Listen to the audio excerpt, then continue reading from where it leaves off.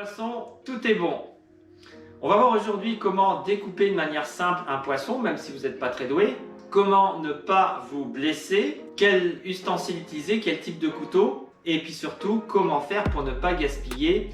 Vous avez le choix des armes. Sachez que si vous avez des très gros poissons ou du gros gibier, si vous êtes chasseur, et bien l'utilisation de scie, de coupe-coupe très affûtée ou de feuilles, et bien c'est extrêmement pratique. Pour les petits poissons, on va plutôt utiliser des couteaux type filet de sol qui ont une lame souple qui va permettre de suivre le squelette du poisson. Si vous découpez des poissons plus gros, il faudra des lames plus grandes pour pouvoir découper proprement d'un seul trait.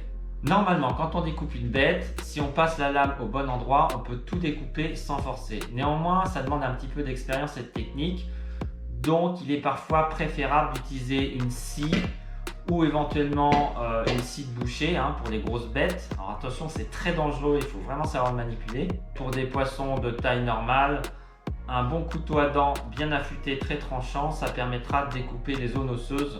Pour mes découpes, j'utilise une grande planche en PVC, ça permet d'avoir un meilleur plan de travail. Le plastique, c'est relativement hygiénique. Le plastique, c'est fantastique. On fait en sorte d'avoir quelque chose d'antidérapant sous la planche pour pas qu'elle glisse. On pose le poisson dessus. On peut aussi utiliser des gants anti-coupe. Donc ça, c'est des gants qui résistent aux coupures. Ça, c'est vraiment important. Ça permet aussi d'éviter que le poisson glisse dans les mains et ça évite de se blesser. C'est du tissu, donc il faut le mouiller avant. J'ai enlevé des petites fibres pour vous. Je les ai brûlées. Si on regarde, il y a des petits fils d'acier dedans. Néanmoins, il faut quand même être prudent. Pour l'affûtage, j'utilise une pierre Norton avec un grain assez fin. Je la mouille. J'effectue un petit ponçage en fait sur cet angle-là. L'affûtage, c'est aussi une question de proprioception. Il faut bien sentir quand la lame elle est poncée, elle est bien lisse. Bien faire les deux côtés. Sur ce type de couteau, l'affûtage il est symétrique. Je finis toujours mon affûtage par des mouvements continus. Si j'ai pas trop l'habitude, il y a une petite astuce. On peut finaliser l'affûtage par 6 ou 7 mouvements dans un sens, 6 ou 7 mouvements dans l'autre, puis 5, puis 4, puis 3, puis 2, puis...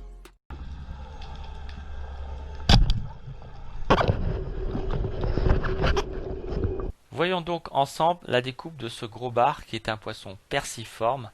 Donc ce sont des poissons pas évidents à découper contrairement à d'autres. J'ai mon gant anti-coupe.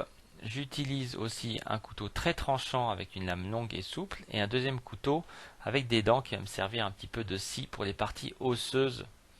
Le gant anti-coupe permet également que le poisson ne glisse pas. J'ai une bonne tenue. Alors sur ce poisson, j'ai déjà commencé. J'avais entaillé au niveau de la gorge, donc j'ai utilisé le couteau à scie. J'ai coupé au niveau de la gorge. Voilà, j'ai bien dégagé, bien ouvert. J'ai découpé derrière l'opercule, ce qui m'a permis de délimiter le haut du filet. Voilà, je coupe jusqu'à l'os. Également, j'ai commencé pour cette partie du poisson à découper en partant de la queue. Je tends un petit peu la peau pour favoriser la découpe. Et j'entaille bien la peau, éventuellement avec le couteau à dents.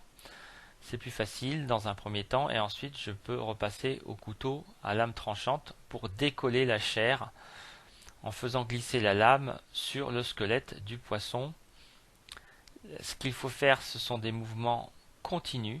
Il ne faut pas faire des mouvements de scie, sinon vous allez faire du hachis parmentier. Vous aurez des filets avec plein d'entailles, ce ne sera pas beau du tout. J'utilise le pouce pour décoller la chair de la carcasse et pouvoir glisser ma lame. Là, je glisse ma lame bien le long de la colonne vertébrale et je peux également essayer de bien contourner l'arête centrale. Après avoir contourné la colonne vertébrale, je sors la lame par l'anus et je finalise mon filet en coupant vers l'arrière. Voilà, là je peux décoller l'arrière du filet. Ensuite, toujours avec des traits de lame continus, je vais pouvoir bien découper l'arrière du filet. J'entaille la partie ventrale et en ce qui me concerne, je conserve les côtes, c'est-à-dire je continue à découper le long de la carcasse. Il n'y a pas besoin de scier les arêtes, mais simplement de passer dans les articulations. Et là, je vais lever mon filet jusqu'en haut. Voilà, un filet complet qu'on peut éventuellement faire fumer. Si vous avez des déchets dessus, ça sert à rien d'utiliser 3 tonnes d'eau et de sopalin. Vous raclez délicatement avec une lame pour enlever les déchets. Voilà, là on a une belle viande. Évitez de rincer à l'eau douce, ça abîme la viande. Si vous faites des filets crus, vous ferez penser à regarder les petits vers qui sont dans les flancs, qui peuvent contaminer la chair. Donc si vous voulez faire des filets crus, il faut commencer par prendre déjà un petit poisson moins parasité. Bien rincer tout à l'eau de mer, passer la brosse dans l'eau avant de découper le poisson. Voilà, un poisson bien nettoyé. Ça, voilà, parce que dans les tissus mous et dans les intestins, il y a plein de bactéries. Là, voilà, là il est propre. Magnifique, exceptionnel. Je vais ressortir l'autre filet. Le reste de la carcasse, je coupe tout en petits bouts. Et ensuite, je mets mes petits bouts dans une casserole. Dans un faitout, je fais tout cuire. Je vais sortir la chair. Là, j'ai l'équivalent au moins d'un gros bol de chair. Et avec ça, je peux faire au moins une dizaine de beignets. Largement une dizaine de beignets. Les meilleures parties du poisson en termes de goût, c'est comme pour le poulet avec les cuisses ou le solilès. Ça va être les joues, les parties musclées de haut du crâne et surtout les flancs. Là les flancs, il y a des poches de muscles tendres. C'est énorme la quantité de chair que l'on peut récupérer sur une carcasse. Donc au travers de cette vidéo, je vous encourage à faire des découpes simples, à ne pas chercher à faire des filets super jolis. Mais par contre, derrière, on récupère, on cuisine et on fait des bons petits plats et on ne gaspille rien. Si vous avez apprécié cette vidéo, n'hésitez pas à vous abonner, à activer la petite cloche pour être notifié, éventuellement mettre un petit commentaire. Merci et à bientôt.